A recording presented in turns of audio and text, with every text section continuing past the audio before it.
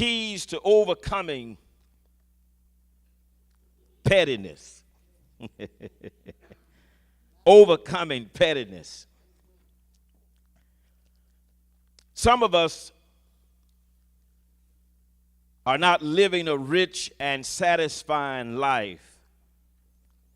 And this is coming from our pastor, Maggie, because we are prideful and petty. It deals with arrogant.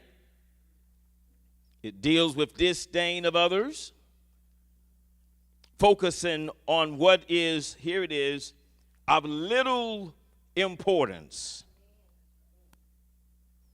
Little importance. Trivial things. Minor things. Now, last week, Pastor Maggie talked about keys to overcoming pettiness in the book of Jonah, and we talked about that. There were 3 points. One of them from last week, we asked God to help us to not be selfish. That's point last week. We asked God to help us to not be selfish, so that we can, here it is, hear God's voice.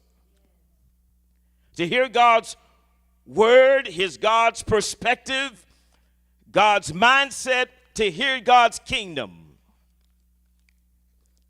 Point 2 from last week, Pastor Maggie, we asked God to understand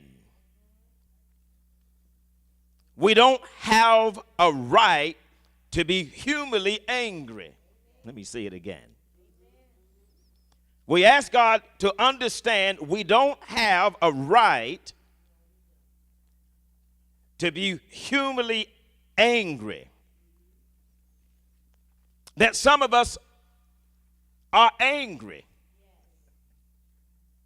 We see it in your face. We see it on your body. We see it on your voice. We see it on your hands.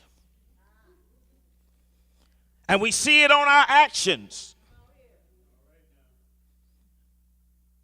God asks God to understand we don't to have a right to be humanly angry. I remember years ago when I had the stroke, December 2010, I was angry. Somebody say angry. I was upset. I didn't like it all. I didn't like what was happening in my body. I didn't like it at all. And I had to calm down. You ever had to calm down? Slow down and get your thoughts right. You ever had to do that? To live right and do right and be right, and here it is, and to say right. Sometimes you need to just wait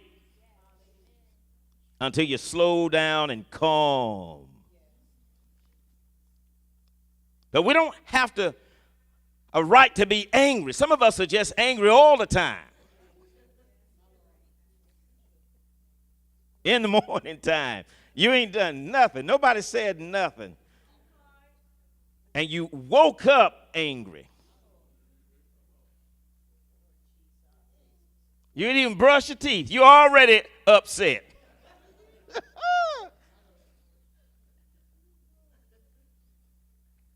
You don't have to be mad all the time. Especially if we get in the Bible, hear the scriptures, that should help us. We don't have to be angry all the time. Point 3 from last week. We ask God to fill us with his unfailing love for people. Unconditional love, agape love, spiritual love. No matter what others people do, we need to love. We need to love everybody all the time. Now today, the keys to overcoming pettiness, part 2 of the message. Keys to overcoming pettiness, part 2 of the message. Our days are few and are far better spent, here it is, in doing good.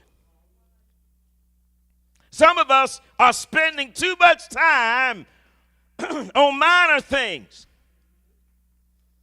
that we miss God. This week, in our 44th General Convocation theme, said, don't miss, here it is, don't miss God's timing.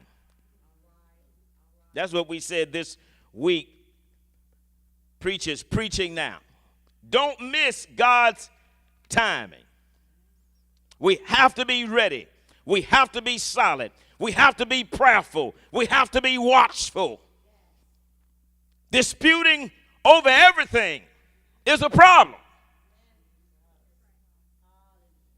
Just disputing everybody, everything, every issue, every problem, everything, every challenge is not good. Come on, tell me, it's not good.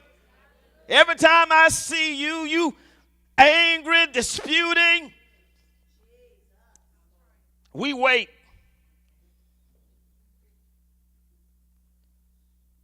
Are you upset because it's hot?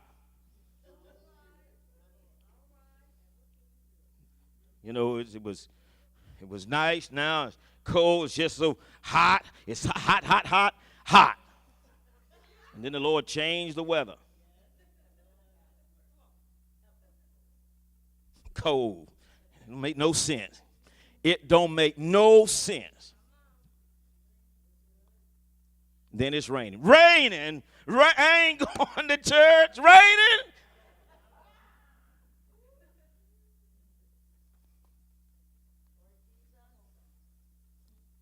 Some of us are spending a lot of time discussing with no practical importance.